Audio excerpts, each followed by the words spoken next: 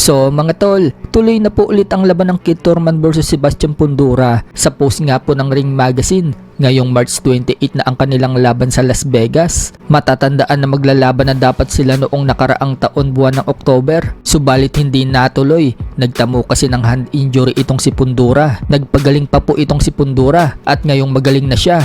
Tuloy na ang laban na yan. So sana wala na maging problema. Baka mamaya si Thurman naman ang magka-injury. Lagi na lang napopospon ang laban ni Thurman kapag World Championship. Dapat matagal nang napalaban itong si Thurman sa World Championship. Kay Tim Tszyu pa lang, dapat nakalaban na si Thurman sa World Championship. Hindi rin natuloy ang laban niya kay Tim Tszyu dahil na-injured si Thurman. Kaya ang nangyari, si Tim Tszyu at Fundora ang naglaban. Natalo ni Fundora itong si Tim Tszyu, kaya naging World Champion itong si Fundora. So sana wala na maging problema sa March 28 at matuloy na talaga yan. Sa kabilang banda naman mga tol, former WBA Featherweight World Champion Raymond Ford hinamon ang kababayan natin na si former WBC Featherweight World Champion Mark Magsayo. Katulad kay Magsayo, sa Super Featherweight na din po lumalaban itong si Ford. Bukod tanging nga pong si Nick Bull lang ang tumalo dito kay Ford at naagaw sa kanya ang belt. Kaya noong matalo itong si Raymond Ford, umakyat na po agad ito ng Super Featherweight. Nakakatatlong panalo na nga po si Ford mga tol sa Super Featherweight. At ngayon, si Magsayo po ang hinahamon niya. Dahil number 1 contender si Magsayo sa WBC Super Featherweight. Yan po ang habol ni Raymond Ford mga tol.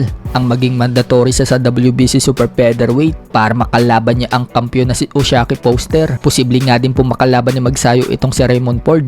Nasa number 3 contender po ngayon itong si Raymond Ford. Pwedeng labanan niya ni Magsayo mga tol. Lalo pat hindi matuloy-tuloy ang laban ni Magsayo dito sa number 2 contender na si Michael Magnesi. Kaso mukhang aakyat po muna itong si Magsayo mga tol sa lightweight division. Nagpahayag po kasi si Magsayo na lalaban daw siya sa April sa lightweight. Kaya abangan na lang po natin ang mga susunod na balita dyan. Sa ibang banda naman mga tol, Shakur Stevenson, sinabing napaka-easy lang umano sa kanya ang boxing. Sinasabi nga daw niya sa lahat na wala daw makakatalo sa kanya. Na-inspired din daw siya dito kay Terence Crawford nang akyatin daw ni Crawford si Canelo Alvarez sa super middleweight at dinumina ito ni Crawford. Sinundan lang umano ni Shakur Stevenson ang footstep ni Crawford at yun nga, inakyat niya itong si Teofimo Lopez at dinumina rin niya ito. Jab nga daw yung naging key niya para manalo dito kay Lopez. Ipinakita pa nga po ng Ring Magazine ang highlights ng mga matutulis na jab ni Shakur. Pero mukhang may takot na umakyat ng panibagong division si Shakur. Matatandaan kasi na nagkahamunan sila ni Conor Benn at sinabi ni Shakur